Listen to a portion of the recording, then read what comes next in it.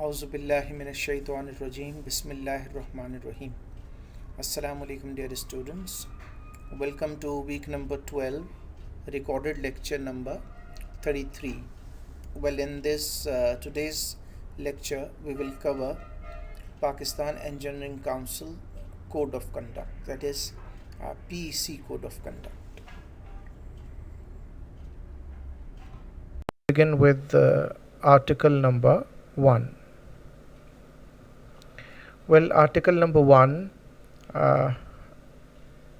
first point in article number 1 or first sub-article of article number 1 states, this code of conduct may be called Pakistan Engineering Council Code of Conduct. This shall come into force at once. This shall apply to all members of the Pakistan Engineering Council. So in fact this article number 1 is actually introductory kind of article, and it has these 3 points. That the last point, it is applicable to all members of Pakistan Engineering Council. So let's move to article number 2. Well, article number 2 states to maintain, uphold and advance the honor and dignity of engineering professional in accordance with this code, a member shall. What a member shall do, we shall see it soon, but we need to see this article number 2 focuses on like not only uphold but also advance honor and dignity of engineering professionals. It means this course deals with such acts which are going to increase dignity of engineering profession. So what should a member do to uphold and advance in dignity of engineering profession? These are given below. Number 1, uphold. The engineer should uphold the ideology of Pakistan. Of course, we live in Pakistan and we should be familiar with what is ideology of Pakistan. Secondly, each individual should be honest, impartial and serve the country, his employer, client and public at large with devotion. So this sub-point covers honesty, being impartial to serve country, then employer, then client and then public. So these are responsibilities an engineer in Pakistan should serve. Now next point in article 2 says, strive to increase the competence and prestige of the engineering profession. Like all effort should be made to increase prestige of engineering profession, so that people start valuing engineering profession, and ultimately they will start valuing engineers as well.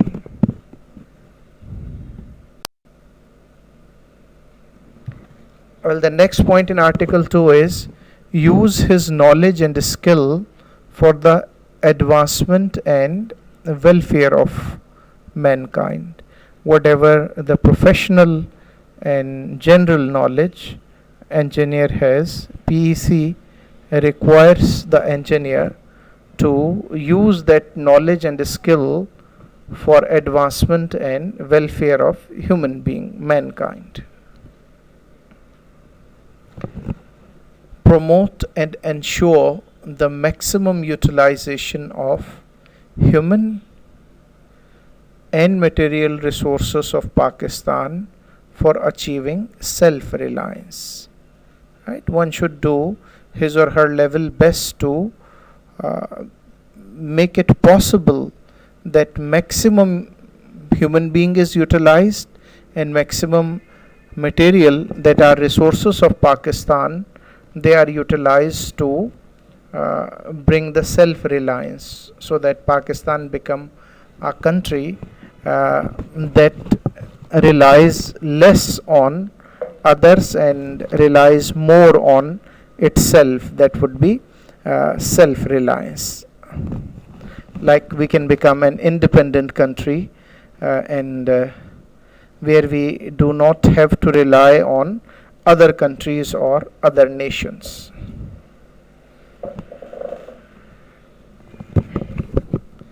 And not sacrifice the national interest for any personal gain. If an engineer has two options, either to take a lot of personal benefit, that benefit can be in terms of money, in terms of job, or in any other way, or on the other hand we have a national interest, then PEC requires us to leave our personal interest for the national interest. So we must give priority to the national interest first. It means all engineers should do it. Moving towards article number 3, PEC article number 3. A member shall be guided in all professional matters by the highest standard of integrity and act as a faithful agent or a trustee for each of his client and employer. So this article seems to focus on clients or customer and employer. So how can a member prove himself or herself to be a faithful agent or trustee? In order to be that, a member should follow the following points. Like, the member shall be realistic and honest in all estimates, reports, statements, and testimony, and shall carry out his professional duties without fear and favor. So that is a very important point. For example, if you have been asked to make a feasibility report of a new project where you would be estimating cost, considering so many factors, but this time we are focusing only on cost, and now you are expected to give the realistic figures of the cost of that project. Neither they should be too less that the project cannot be completed, nor it should be too much that the company may decline the project. And again, an engineer is expected not to make any changes in factual figures, other than, yes, sometimes some estimations are calculated with some margin of fluctuity that maybe due to inflation 1 million may get increase, but that is something different. But again, a head should be created for that, so one should be realistic with the reports and numbers and all that.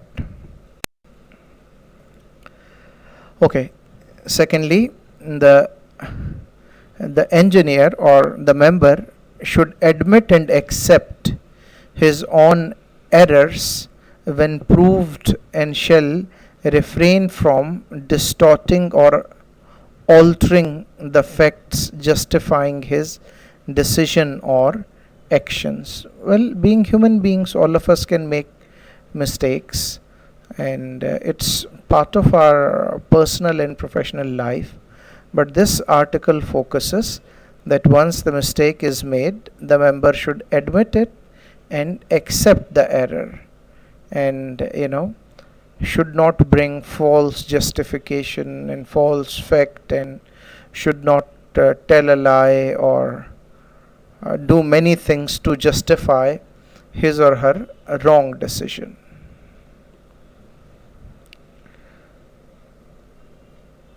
An engineer shall advise his client or employer honestly about viability of the project entrusted or assigned to him or her. Like if you are assigned a project, like if you are working independently and your client assigns you a project, so the engineer should advise honestly. Like if you think that the project is not going to be feasible, then this code requires you to tell the truth. Same is the case that you should advise both if you are working somewhere, your employer, and also your client, for whom you may be completing the project. So this requires you, this sub-article requires you to be honest with both client and the employer. Then the next point says, engineer should not accept any other payments to the determinant of his regular work or interest without the consent of his employer. That you are working somewhere and someone else there, maybe the client, wants to give you some extra payment for something, so the engineer is not expected to accept it without the employer's knowledge. So first he or she should bring it in employer's knowledge, then if the employer allows you to take that amount or that gift, if it's an expensive sort of gift, only then engineer should take that, but employer's consent is needed. Moving ahead with article number 3, not attempt to attract an engineer from another employer by false or misleading pretenses. Like another fellow engineer was working in an other company, and just giving you an example, you as an engineer may ask him or her that, see, the company you have been working in is not all that good, and my company is very good, and you may be giving false impression of your company, or you may be giving misleading figures that you see you are taking 80,000 there and I'm taking 130,000, if it is false. So this article says, do not pretend and tell lies to others who are working in some other places. They may leave their jobs, and whatever you mentioned that was in fact a lie, then it can be a loss of a fellow engineer.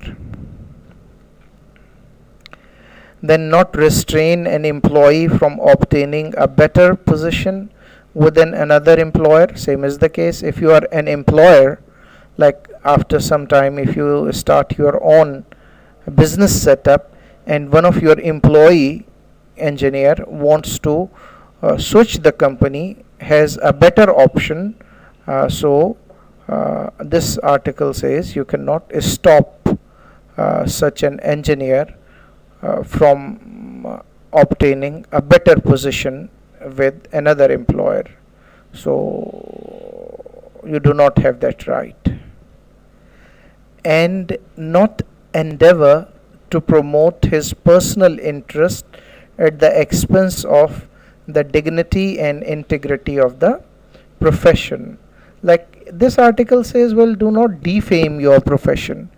There may be some people who say, well, engineering is not a good profession at all, but because I am very competent, that's why I'm earning so much, or that's why I have become so successful. Otherwise, engineering is not a good profession. If you do so, then it means you are just promoting yourself and defaming your profession.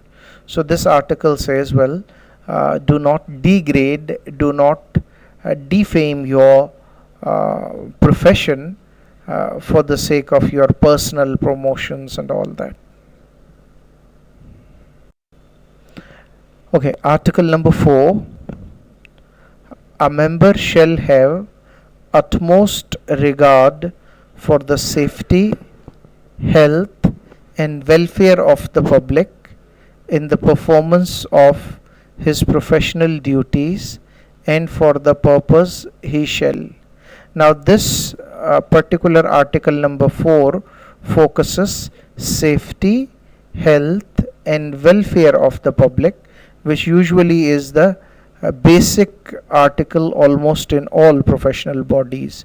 So, what shall an engineer do to regard safety, health, and welfare? Let's see in the following subpoints. So, number 1, the engineer should regard his duty to the public welfare as paramount. That the most important thing is public welfare. If there is some conflict with company benefit and the public benefit, and again, if that is a major conflict, we shouldn't take small conflicts. So, this article says, well, public interest should be safeguarded, and that is the highest responsibility of an engineer according to this article. The engineer shall seek opportunities to be of service in civic affairs and work for advancement of safety, health, and well-being of the community. So, wherever possible, the only way to help a society is not to do charity only through like AD and other such organization. That is also one way. That's good, those people who serve that way. But maybe you can serve the society in your own profession in much better way. You can develop something new for them. If you bring some new, suppose in your case, new softwares or hardware for the community, that is actually a social service. So it says that seeking opportunities to advancement of safety, health, and well-being of the community, doing everything possible for your community safety, health, and betterment. Not undertake, prepare, sign, approve, or authenticate any plan, design, or specifications which are not safe for the safety, health, welfare of a person or persons, or are not in conformity with the accepted engineering standards, and if any client or an employer insists on such unprofessional conduct, he shall notify the authorities concerned and withdraw from further service to the project. So this says, well, health and safety in your preparing your design, approving the plan, or designing a specification. If you find anything that is not safe for health and welfare of the person, then this article asks you not to take it up. And if your employer forces you, then this article says, well, you should withdraw from such project. But again, one should keep in mind that these are not the minor issues on which you should start withdrawing. If there is something that's a real problem for the health and safety of the people, only then. Otherwise, we just don't start withdrawing on all minor things that we might think are harmful, but in fact they are not. Okay. Point out the consequences to his client or the employer if engineering judgment is overruled by any non-technical person. Like suppose you are working as an engineer, so you made a professional judgment, and that professional judgment was overruled, I would say, well, replaced or removed by the manager who is not an engineer, and he or she made a new rule that you think is harmful for the health and safety. So it's better you should inform the concerned authorities in your organization. Okay, now moving towards article number 5. It says a member shall avoid all acts or practices likely to discredit the dignity or honor of profession, and for that purpose he shall not advertise his professional services in a manner derogatory to the dignity of the profession. He may, however, utilize the following means of identification. Well, this particular article focuses on dignity of the profession with particular reference to advertisement. When as an engineer, you may, of course, you will require to advertise your firm you may be working for, or you may establish yourself, but this code requires engineers to use such ways of advertisement that are recommended below, that it does not defame, like they are not cheap ways of advertisement, as we usually see wall chalking on garbage containers and all that. So that's a cheap way, and ultimately people would make fun that now engineers have started doing so. So there are some ways that PEC suggests that they can be utilized, like engineers can use professional cards and listing in recognized and dignified publications and classified sections of the telephone directories. Well, this is one way of advertisement, and PEC says engineers can take it up. Second, they can use signboards at the sites of his or her office, like site office, projects for which he or she renders services. So signboard can be used at head office or site office or your office wherever you are working. Well, brochures and business cards, letterhead, and other factual representation of experience. See, factual representation of experience, not false experience. So factual representation of experience, facilities, personnel, and capacity to render the services.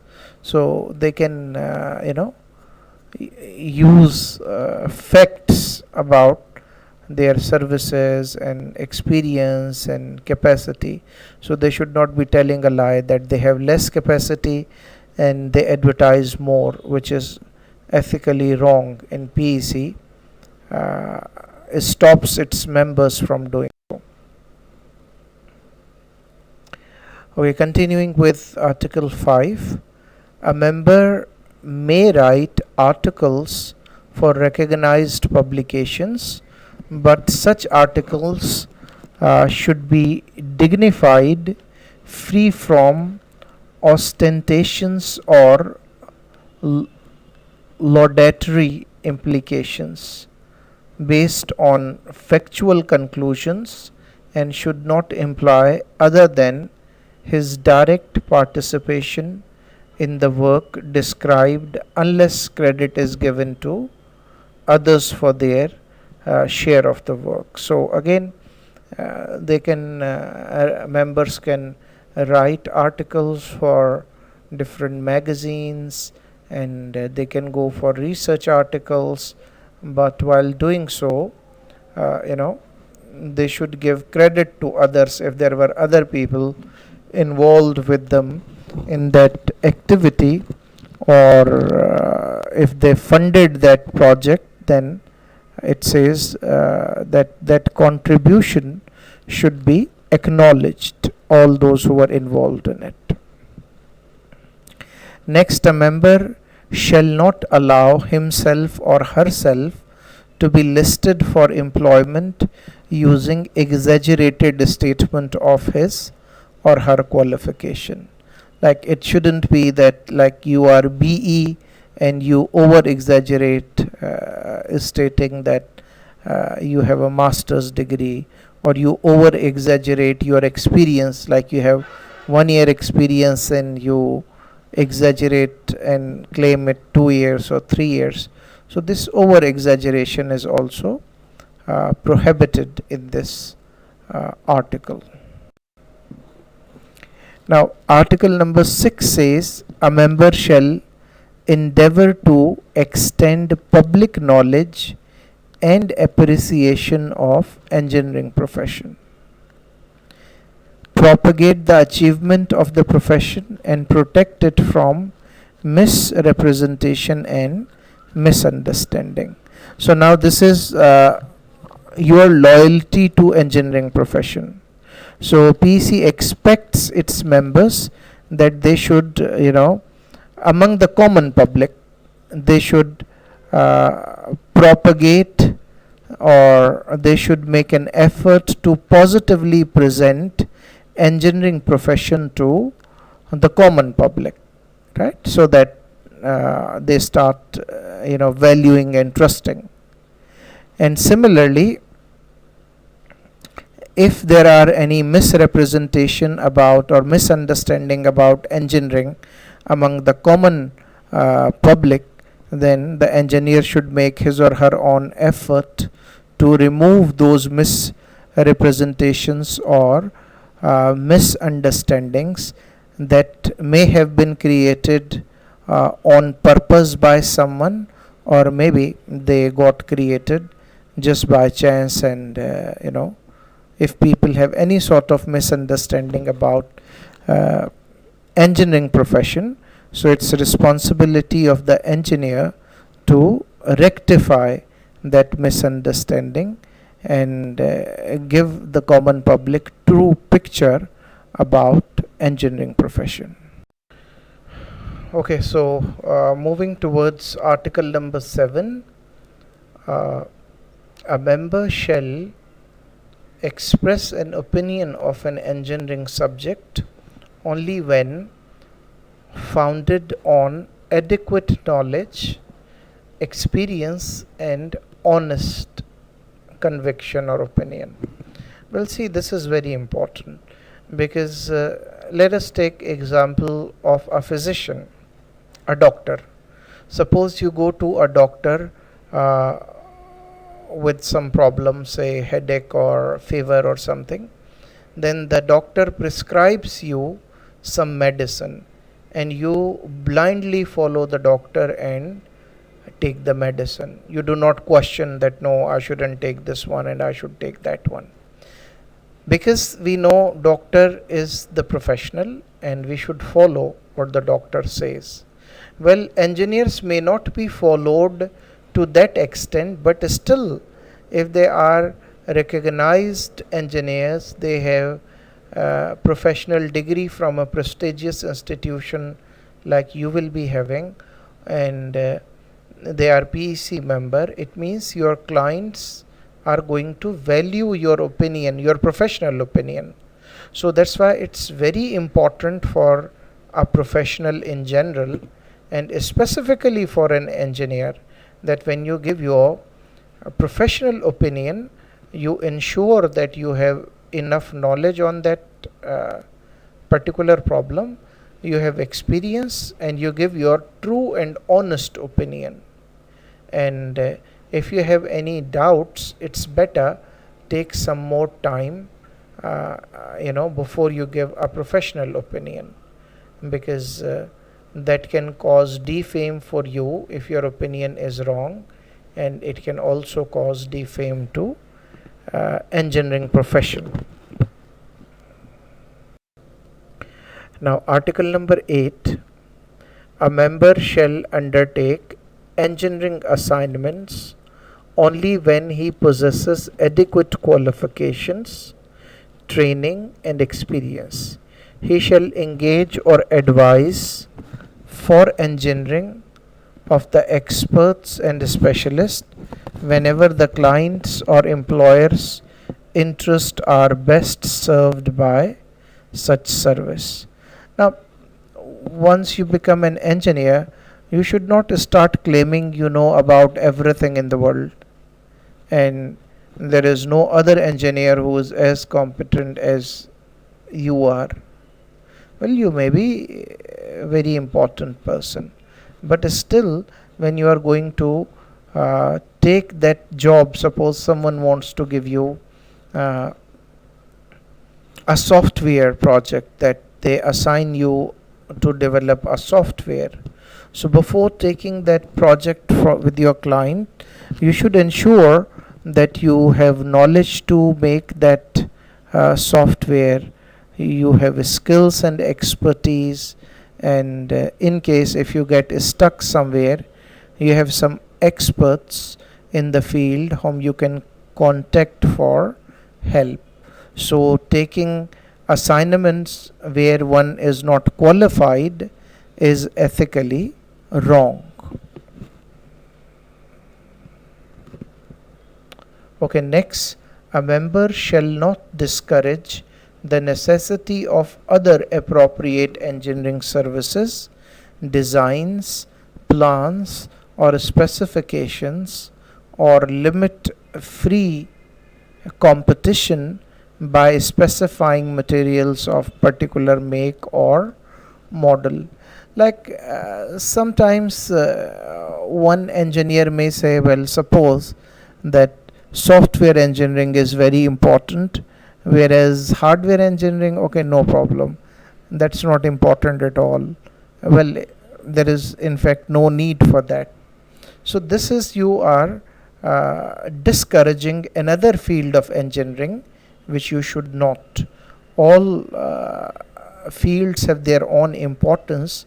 Maybe you are less aware, or maybe you have not experienced that to that extent. So this article says, well, do not discourage other necessary engineering fields and designs and services. And that's it. Again, while you are specifying some products or something professionally, it's better not to focus especially on a particular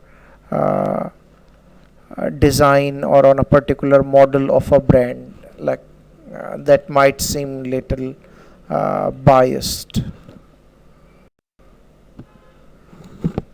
Okay, article number 9, a member shall not disclose confidential information concerning the business affairs or technical process of any present or former client to employer without his consent.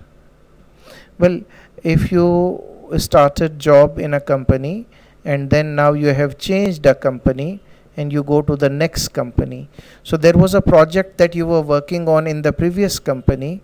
Now your new employer may ask you specific details of that project. So this article says, well, because you did it for the previous client or for the previous employer, now you should not give the exact details, right? You can share the learning. Of course, you were part of that project, so you can share the learnings, but you cannot give the exact details.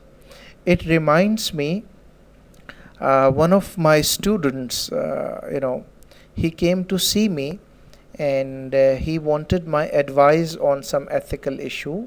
He told me that he is working in some company somewhere, and he went for the job change, and he had the interview with the new employer. So during the interview, the new employer asked him to bring copy of the document from the company where he was currently working, and for that he offered him that okay, if he could do, he offered him more salary package and all that. So the student came to see me whether I should do it or not. I said no, you cannot give secret information of your current employer to a future employer. That's against the moral values, right? That will be like stealing information from this company and providing to the other one, for which you are being paid maybe little more salary, and those who are going to do it now, they can do worse things in future.